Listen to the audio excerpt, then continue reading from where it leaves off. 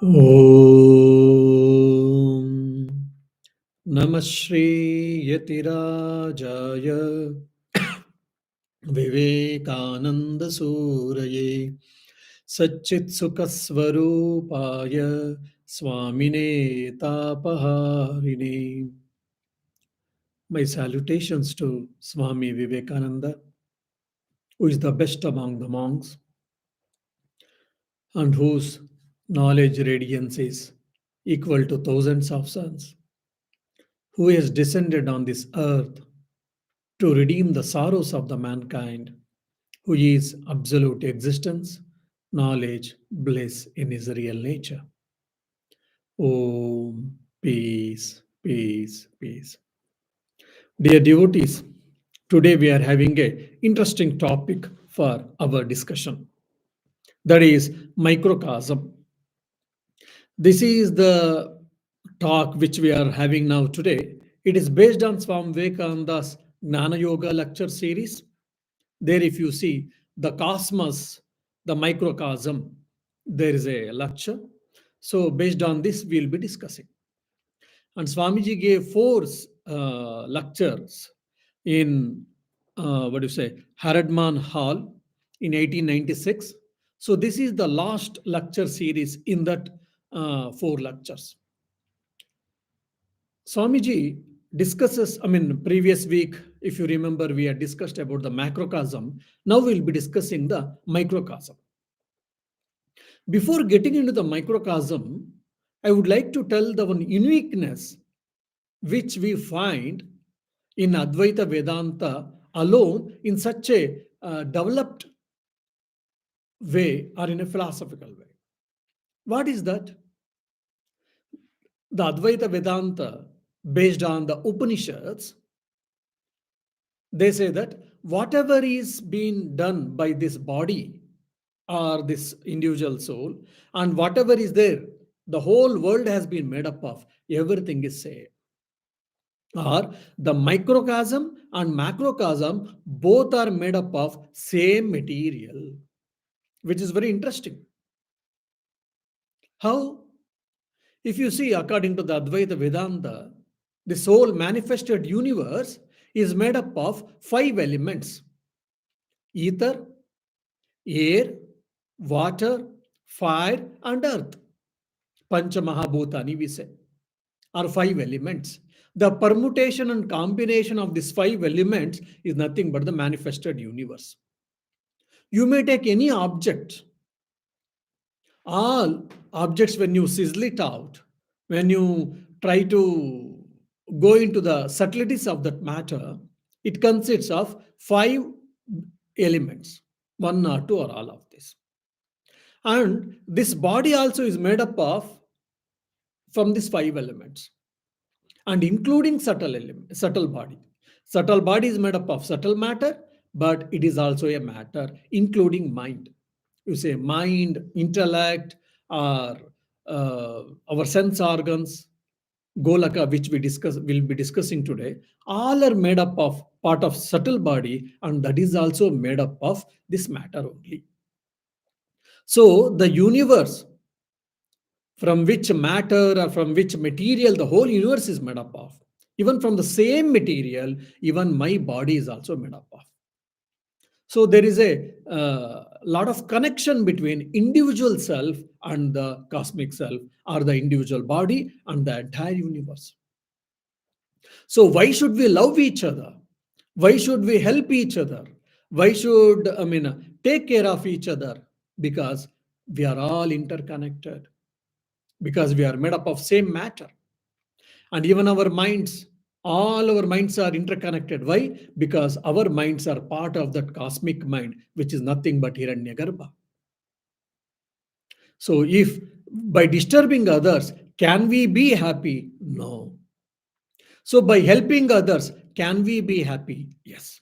So that is the takeaway message or corollary message from the Vedanta. Anyhow, now Swamiji, he starts this lecture, the microcosm, from the Kathopanishadic shloka. Paranchikani vitrunatsvayambhu parang paschyati nantaratman Kashchit dhira gatmana maikshat avrutta chakshur amrutatvam. The senses, the natural tendency of the senses is to go out. They go out and they bring the distorted image. We have seen why it is in earlier classes. And so, our nature, the nature of the mind and the sense organs, is always going outside. That is what you can say, even Maya. So, you are trying to see the world, experience the world and its objects, and you are trying to enjoy it, whatever it may be. And as a result, as a necessity, you keep on trying to do some inventions, discoveries, and you keep on progressing externally. And you are trying to become, what do you say, the master of the universe. But after some time, you will understand that it is not possible. Or maybe to a certain extent, but it is not completely possible. How much ever I progress externally, it has its own plus and minus points. It has its own strength. It has got its own merits, but you can't get away everything. You can't get away from sorrow. You can't get away from death. You can't get away from pain. And so, what is the way out to get out from all these things? And what is that energy or what is the truth by which the whole world is made up of? Whereas I am made up of, everyone is made up of. So, according to the Upanishads and the Vedas, the ancient rishis, they made lot of innovations or inventions and discoveries in the external world in different fields of life, in different fields of science or subjects, knowledge.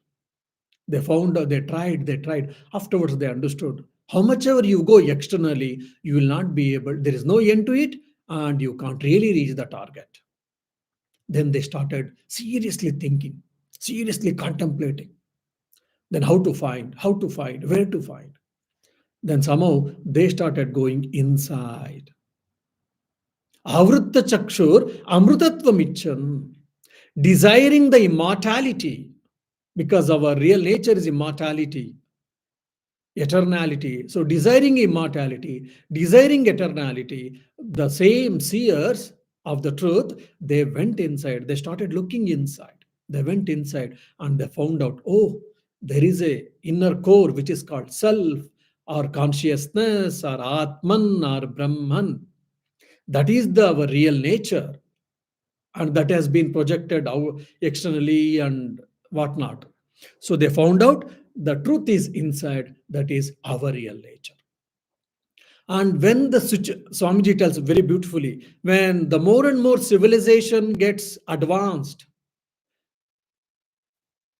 crystallized, or it gets purified, or it gets sublimated, it gets more and more cultured, then such society, the people who are living in such civilization, they start thinking higher values, higher ideas, higher ideals, or about the self, about the cosmos, and whatnot. So the whole evolution of the civilization has been told by Swamiji in this way. So, from analyzing the external nature and having so many discoveries, inventions, and all, finally, some of the seers find out or thought there is no end to it, and the absolute truth is not here. So, they went inside and they found out the truth, that is their inner core, which is the self or Atman. So, Swami says that is the highest state of growth. So that means what? The microcosmos is discussing about the internal nature of man, or who is human being, or who is being after all. So probably in some of the earlier classes also I have discussed this. And so Western philosophy or the broad canvas, they give a dichotomous theory, dichotomy theory, and Indian philosophy especially, it gives the trichotomy theory. Means the Western philosophy, I mean, there are differences, but at broad canvas, I'm saying, they say that we have got two realities or two parts. One is what? Body, and the other is mind. Or you say soul or spiritual self, whatnot. Whereas in the Oriental philosophy, especially Indian philosophy, they tell body, mind plus self. And Swamiji discusses about these three things. So when a person starts thinking, what what what is my real nature? Am I body? Am I mind? Am I thought? Am I intellect? Am I ego or whatnot? Then he starts thinking, okay, this there is a grass body. Before birth, it was not existing. So once I came out from the mother embryo, then I started to exist. This body has undergone several changes. Then one fine day, this body meets death. Okay, then it slowly starts getting deteriorated. So it has got a birth and it has got a death. Only in that between these, it was existing. Before birth, it was not existing. After death, this body doesn't survive. So the body is limited in nature, it is not eternal. Okay, then, okay, then how do I survive after death? Or is there anything survives after death? This was the even Kathopanishad question earlier we have discussed. Then the scriptures and Upanishad says yes. One is that there is a subtle body which survives after death and which is the cause for my next birth, which enters the mother's embryo, and through the fetus it enters the physical body and it continues. And we will be discussing in the theory of rebirth there. And apart from that, there is a eternal witness, that is what consciousness, Atman or self, which survives after death. So two things survives after death. One is subtle body and the other is the self. So Swamiji discusses that what is this physical body and what is this subtle body and what is the self. Now, what is this physical body? Physical body is made up of 5 gross elements.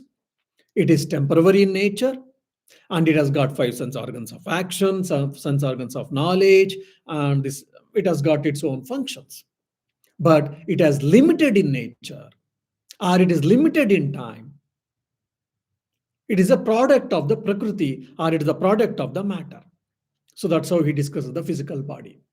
And we need body to eat, to drink, and to sleep, to do all our actions. It has got a wonderful capacity, and at the same time, it is limited also. Fine. Then what to speak of subtle body? So this is also a very interesting point. Subtle body has got few components. What is that? 5 sense organs of action, that is karmendriyani, 5 karmendriyas, then 5 sense organs of knowledge, that is gnanendriyas, then pancha pranas. The prana is what which can roughly translate as energy, 15, and then manas. Manas is based on function, it is divided into 4 parts. Manas, doubting faculty, then buddhi, that is deciding faculty, then chitta, memory, aham, that is the I cognition. All put together 19. So all these 19 components put together is what? Subtle body. So now you may, if you're listening to my lecture properly, since intently or with concentration, you may say, Swamiji, already you said 5 sense organs of knowledge and action in the physical body, and you are telling 5 sense organs of knowledge and action even with respect to subtle body. So there are 2 sets or what? So here Vedanta tells very interesting description analysis. Vedanta gives its own interesting analysis. For an example, there is an eye. So here there is an eye. We all know that there is a white color ball in between black color ball. So what is this eye? If you ask, Vedanta says it is an instrument. Fine, we all know that it is an external instrument. But this is only external instrument. The eyesight, the power of the eye, it doesn't depend on this. But the real power is what? Inside, that is called golaka, which is the part of the subtle body. Say, for an example, I am seeing a ball. If you say there is an external, what you say, eye, no doubt, but behind that, there is the real indriya, which is they use technical word called Golaka. That is the real sense organ which helps me to see.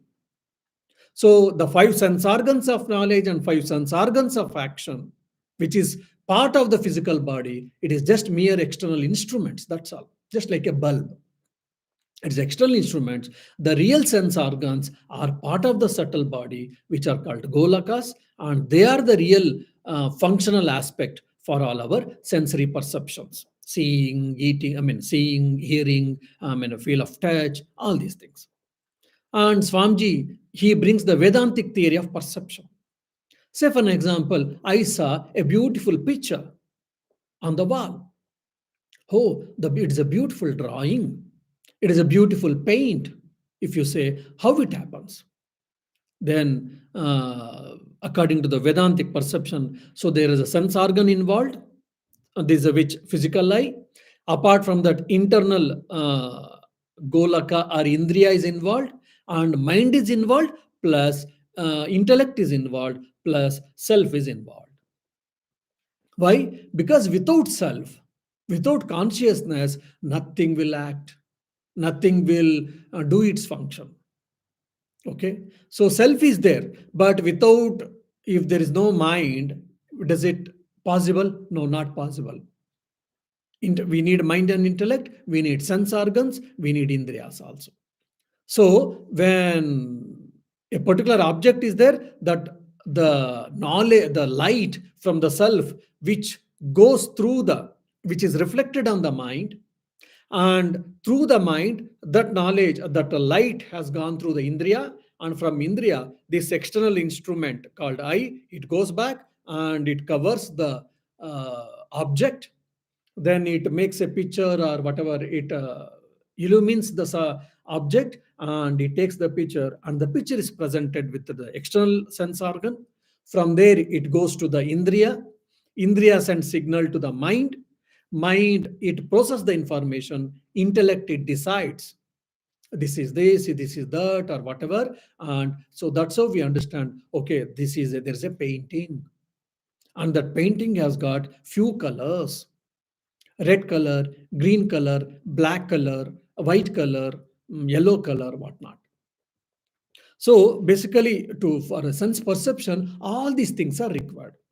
So why a being has got physical body, subtle body, and self, all these things, to make us understand, Swamiji has taken this idea. Basically, you have to understand. And he also discusses the nature of the gross body. If you remember my Tattvabodha lectures, all these things are discussed in detail. The physical body is made up of the matter, and its duration is limited. And whereas, it doesn't survive after death. It was never existing before birth, and after death, it never survives. What about the subtle body? Before birth, before my birth, my subtle body was existing? Yes, it was existing. Then after my death, does the subtle body exist? Yes, it exists, and it survives also. And it goes to the new body, new physical body. And one more interesting point, Swamiji says that this physical body has got a lot of variations. We know that. So as a small boy, then adolescent, young, middle age, then slowly deterioration, old age, and death. So there is a Shad Vikara, 6 modifications for this physical body. Then what about the subtle body, if you ask? Swamiji tells very interestingly that even subtle body has got also variations. Why? Because we know sometimes mind is strong, sometimes mind is weak. Sometimes our sense organs are strong. Sometimes when we are becoming old, we lose the strength of our sense organs. So even the subtle body also has got variations. So this is one of the interesting remark Swamiji makes. And so what do we say that when we say I know? He says that knowledge is the nature of the self. And he also brings a very interesting discussion about how do we know? Like we have got already experiences which has been collected by the previous lives. So when I see an object, my mind immediately compares with in the brain itself or in the mind itself, whether do I know this object?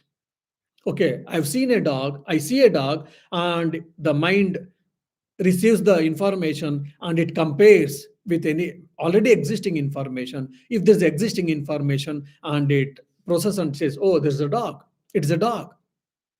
If not, then we say, oh, we don't know, it is a new object. Then we try to know. So that's how already a lot of information is stored in our mind. So from there, he links to the theory of rebirth. I'll be coming slowly. And so even the subtle body is also inactive or inert. It is not actually conscious. So whatever I say, luminous, self-luminous, or consciousness, knowing, all these things are pertaining to self alone. Why? Because if you remember or if you've heard my Drugdrishya Viveka lecture series, that is the seer and the seen, discrimination between the seer and the seen, we have discussed all these things in detail. So the knowing or the eternality, luminosity, self-luminous, knowledge, all these things are nature of the self, not the physical body, not the subtle body. That is what Swamiji ends there. And he, because the chit is the essential nature of the self. Existence, knowledge, and ananda, that is bliss, is the essential nature of the self. That is why, so when we say knowledge, when I say I'm knowing, or when I say I know something, that is the knowing itself is the part of the self. And one more interesting thing Swamiji speaks, how to understand this. Because through mind only we understand. And even today science is telling in brain lot of activities it happens. That's how all our processes are formed, processes are being done. That's how we know. So how can you say that it is the part of the self, the knowing, out what not the why not the mind? Swamiji gives a beautiful example. For an example, there is an iron ball which is given in our Indian scriptures. The iron ball, when you put in the fire, after some time, what happens? The iron ball turns into red. So that redness, does it belong to iron? No, the redness belongs to a fire. And you remove the hot iron ball and you leave it outside for some time. Slowly, if you see, then slowly the red color diminishes. When it becomes cold, absolutely there is no red color at all. So where did it go? Why it went away? Because the red color, the red hot iron ball, whatever we saw, so the red, it was because of the heat, and that was belonged to fire. It was never of the iron ball. So similarly, this physical body and gross body, or physical body and subtle body, both are inert. They don't have their consciousness. They are not self-luminous. The self-luminosity is the part of consciousness which survives after death. So this is very clear, Swamiji said. So that means every being has got a physical body, subtle body, and also self. Of course, causal body is also there according to the Vedanta. That Swamiji has not spoken. So one more interesting point here is, when I say I am knowing, means what? I am understanding it. So this light, knowledge, knowing, shining, all these things, it is a synonyms. It is used in different times. So it all belongs to self. So that we have to understand. And mind also has borrowed existence from the self, and that's how mind becomes active. Mind does its work, processing the information, doubting, judging, feeling, all the functional aspects of the mind is fine, but that is active. Why? Because when it is at the proximity of the self, and it receives the energy, just like moon receives the energy from the sun, mind receives the energy from the self, and afterwards it also transfers the energy to the sense organs. That's how our sense organs work. So without mind, sense organs cannot derive the energy from the self directly. Just like on the full moon day, we have got beautiful light, moonlight. So the earth is receiving the moonlight, and the moon is receiving the light from the sun. So that's how our sense organs receive the energy or the light or the power from the mind, and mind receives the energy from the self. So the energy, the powerhouse of the energy is got the self. That's what Swamiji is telling. So there is a self, and there is a subtle body above covering that, and there is a glass body covering that. So this is what the being, the nature of the being. That is the microcosm, according to Swamiji. Now, so what is the nature of the self? It is self luminous, it is eternal, and it is always existing. So there was no time, there was no self. There is no time, there is no self, and there will be no time, there is no self. So self is eternal, and self is subject, and it is never the object. That also you should be understand. That means it is never created, it is nitya, it is eternal. Once it is eternal, it is never created. Since it is never created, it is not destroyable also. It cannot be destroyed also. So if say someone says that tomorrow, oh Swami, tomorrow or after a day or two, you are going to die. Or John, you are going to die after a week. If some doctor says that, I need not to be morose. I need not to feel unhappy. Of course, we may feel it, that's fine, but we not to, because I, the self, is eternal, I am existing. This body will die, but I will not die.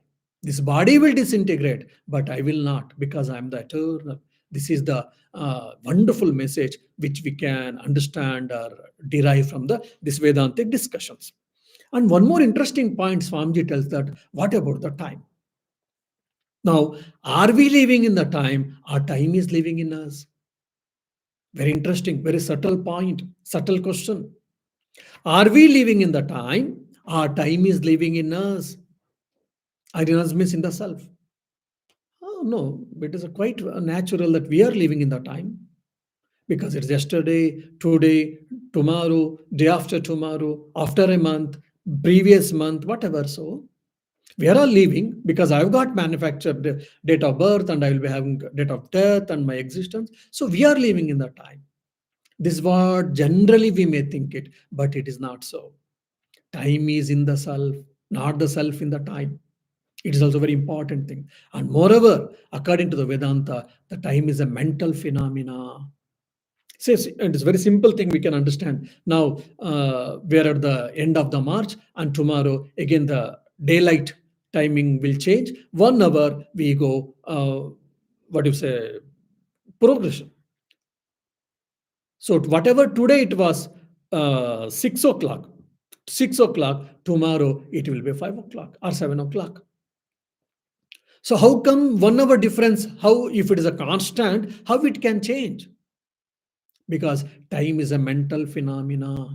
Time is the concept of time, the understanding of time, or the knowledge of the time, whatever you say, it is all in the mind. So time is in the self, but self is not in the time. So time is in me, I am not in the time. This is also a very interesting point. When if you read Mandukya Upanishad, Avastatre Vichara, the what you say inquiry of the three states of existence, when we do here beautifully these things are discussed and delineated. So time is in me, I am not in the time. Time is in the self, but the self is not in the time. So this is also very important point. So I was existing always, so only this body comes and goes. So I did not to cry if I am deceased, if I am going to die, or if I am dying. That is also one more interesting point. So after this, Swamiji tells that, okay, then self is eternal, fine. So this physical body, before birth it was not there, after death it will not be there, you said fine. You say subtle body also survives. So what is the connection? What is the logic? Then Swamiji brings the concept or the discussion about the theory of rebirth or theory of reincarnation. How to understand? It's also very interesting and often quoted and often discussed topic either in India or in the West or in any other country or in any philosophies also. Now, Semitic religions, they don't believe in theory of reincarnation or rebirth, Islam and Christianity. Whereas in India, all the philosophies, they believe in rebirth. This was not my first birth, and this will not be last birth also. Then I had a previous birth, yes.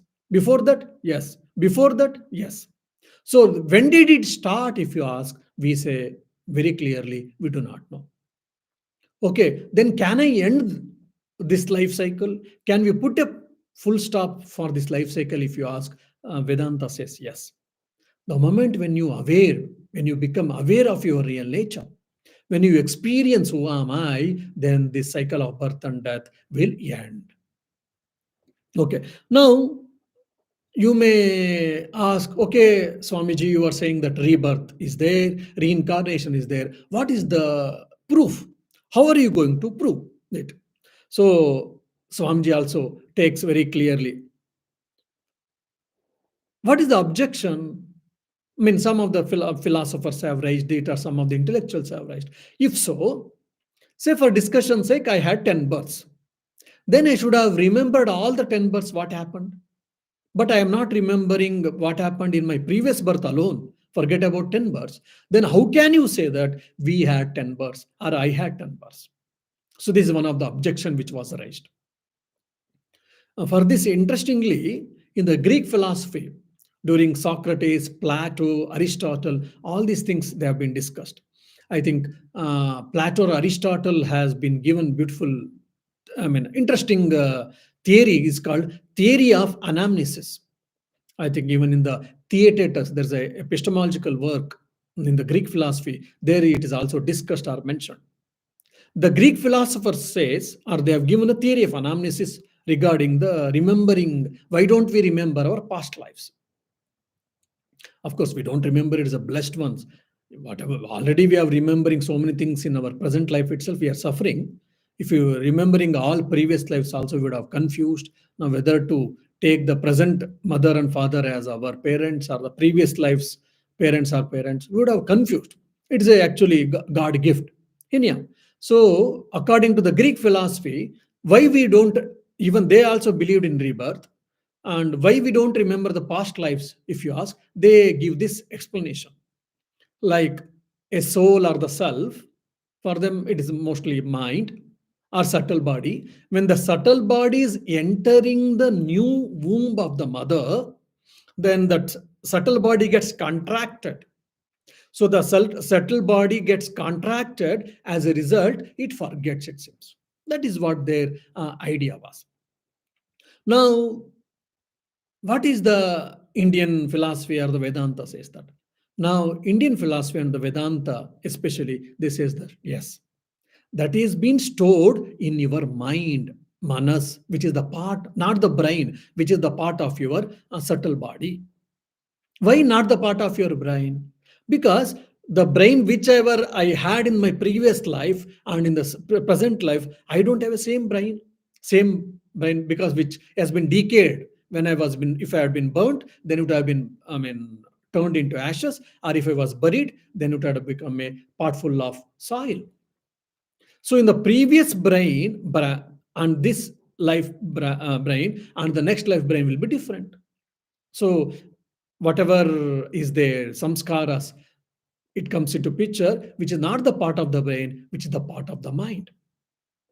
So whatever I have led, this particular subtle body or this particular jivatma, individual self or embodied being, whatever life I have taken, maybe a dog, maybe a deer, maybe a lizard, or I have been born in some country, in some religion, in some area. Say I have got 10 births. All that experiences of the 10 births are stored in my manas. It's like an embedded chip. It is there even today. So even Yoga Shastra, that is Patanjali Yoga, speaks of all these things, and there are advanced yoga sadhanas. Of course, the statutory warning is we should not practice them until otherwise we have got a able teacher. And if you wish so, by doing this particular yoga techniques, by practicing this advanced yoga techniques, one can remember even the past lives.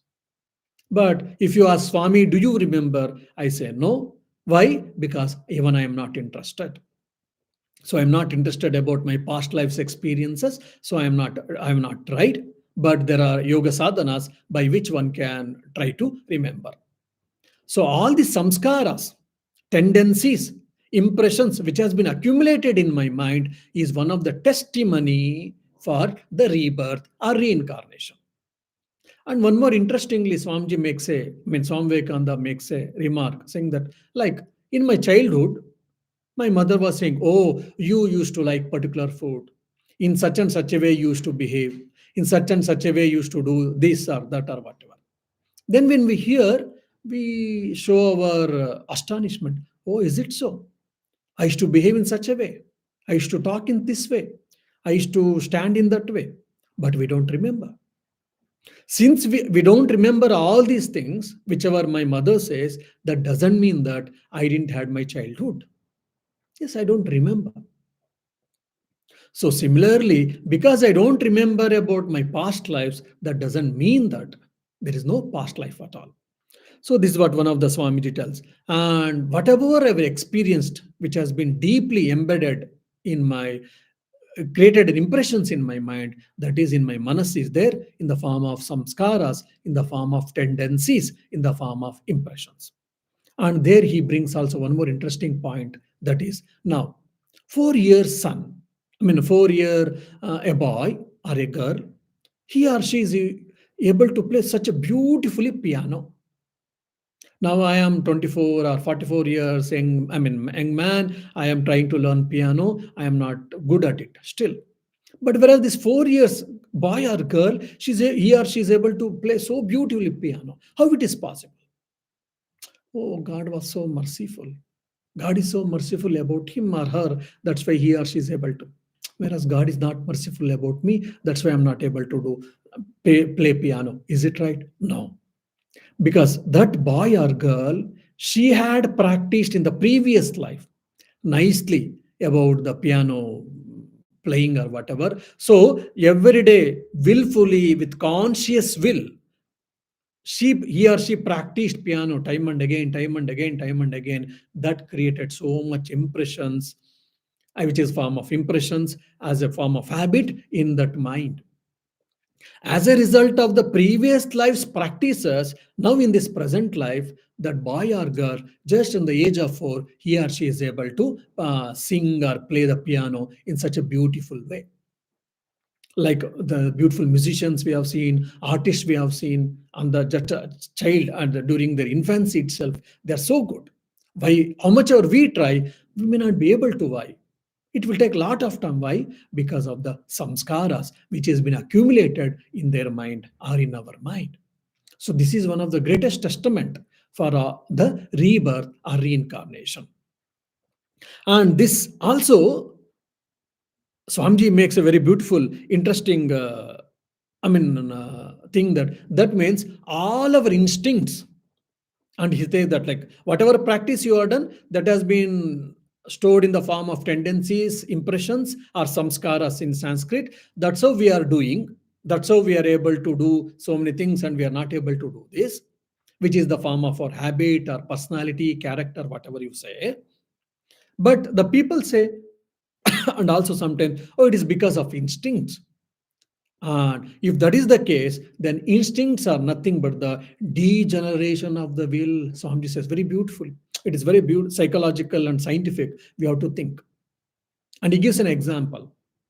Now, like a duck, a baby duck has come out from the mother's egg, and the baby duck, small duck, it sees the eagle.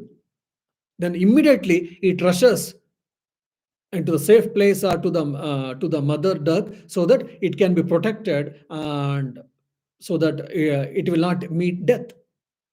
So how is it possible? Did mother duck taught the child? Just it is born. It is so instinct, we say. And Patanjali says that, what do you say, jati vasana. He uses the word jati vasana, which is instinctful. And this instinctful, why it has been there, fear, which is called fear of death, that has been because we have taken so many births, that has been embedded in our mind. That's the reason as soon as we, take a birth or whatever, especially the duck, it try to protect from the eagle.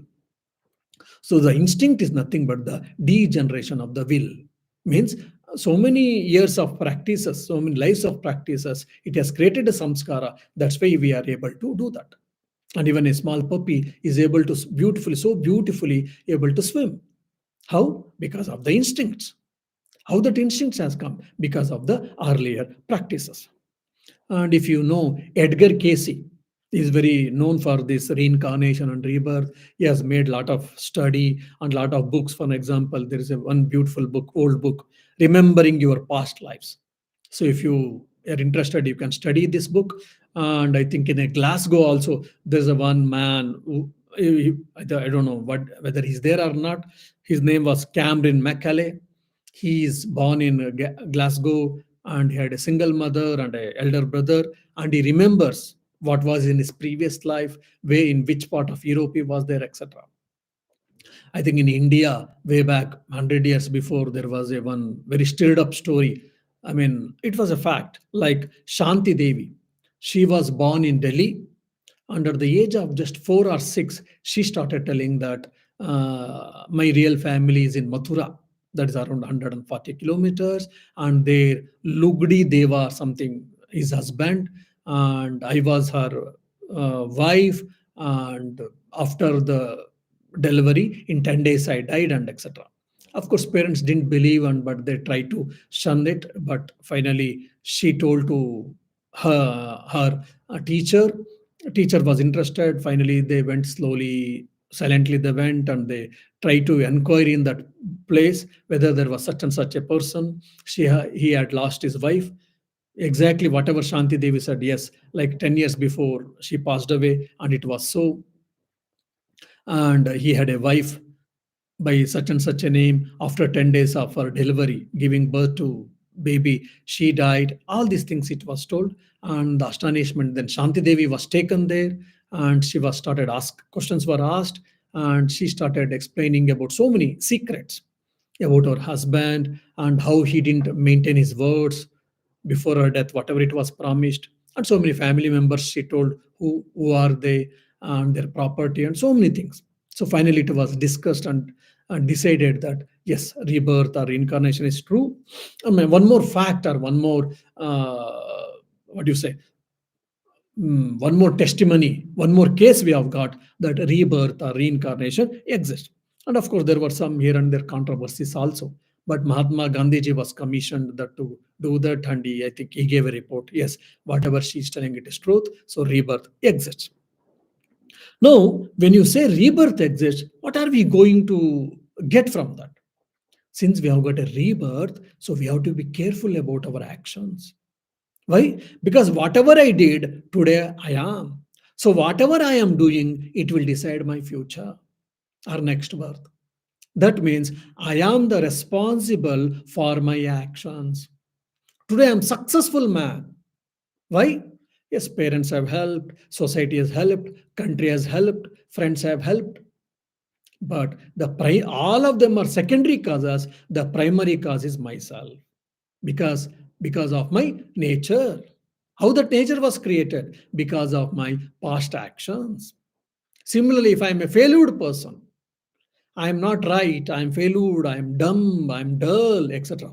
Oh, because of my parents, because of the society, because of the country, our teacher, our religion? No. Just like because I'm successful man, because of myself. So if I'm a failed person, mostly it is because of me alone. So each person is the creator of his own destiny. So I am the maker of my destiny, either happiness or unhappiness. That means blame none. Oh, because of such and such a lady, my life got ruined. Oh, because of such and such a person, my life got elevated. They're all secondary causes. The primary cause yourself. Again, I'm telling you, oh, because of my boss, my life got ruined. No, you can't blame. Or because of such and such a person, my life went into hell. You can't blame.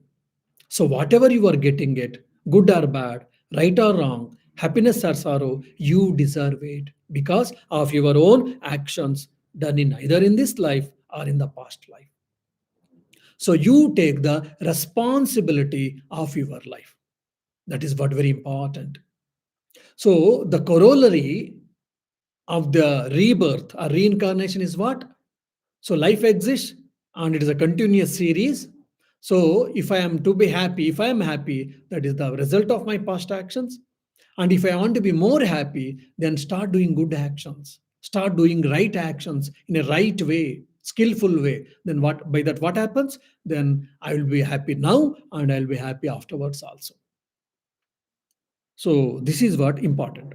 So for an example, also the Greek philosophy says that mind is tabula rasa. That's a clean slate or a white paper, which has come from Latin word. So Greek philosophy belongs and believes in it. Even in John Locke, English philosophers also accepts, and he also propagates this idea. Mind is a tabula rasa. That's a clean slate. So when a person is born, when a kid is when a child is born, then the child's mind is completely clean, and only whatever it accumulates the experience, that's how it has been formed. But Indian philosophy, or especially Vedanta, doesn't accept it. Why? Mind is cannot be never tabula rasa, because it is already, I mean, it is a storage of so many impressions which have created by earlier lives. So mind is not tabula rasa. Either the Greek philosophy or John Locke's ideas has been negated or has been what do you say, brushed aside from the Indian philosophers. And one more thing which Swamiji also says, that whatever you are doing, that is the result of your past actions. So be careful, be alert. And also he gives one more interesting discusses that why I am being born in such and such a mother's womb only. Sometimes, I mean, God is so cruel. God is not gracious. God is not, what do you say, compassionate. If so, if not, why did he make me to take birth in such and such a poor house? And why did I lose my mother when I was just born? Why did I do, what did I do? So God is cruel. So such type of comments we keep on hearing. So here he also, as the based on the karma theory and based on the rebirth theory or reincarnation theory, Swamiji says that God is neither cruel nor, in a way, you can say that is not very. I mean, God neither punishes nor rewards, or is open to everyone. He has given a freedom. He has given freedom. He has allowed us to work our own actions. So it depends on us what to do and what not to do. So God is not like a dictator. Okay, you should do this only, or you should not do this only. No, God will help us. If you pray to God, yes, He will help us, no doubt. But God is not merciless fellow. So if I am born in a poor family, or if I lost my father or mother during my childhood days or during my young days, so because it is not the cruelty of the God, because it is of my own actions. You know, Swami Vivekananda, why did I born in only in such mother's womb? Because that environment was suitable to that embodied being, individual soul. Why? Because of the past life's actions. So again, you will be responsible. So the karma theory is not a fatalistic theory. Karma is the science of possibilities. If you do good actions, then you will be happy and you will be beneficial. And if you do wrong actions, then you have to suffer and you will incur loss time and again. That's how this reincarnation theory is helpful. And also Swami says that God is impartial. God doesn't side anyone. So if you are good, yes, you will ripen the fruits. If you have done bad actions, again you will ripen the fruits. Is only karma deksha. Whatever you do, he gives it rightly. That's all. But if you want God's help, yes, he's always ready to help you. That is what. So blame none. So whatever your faults are there, accept it, correct it, and go further.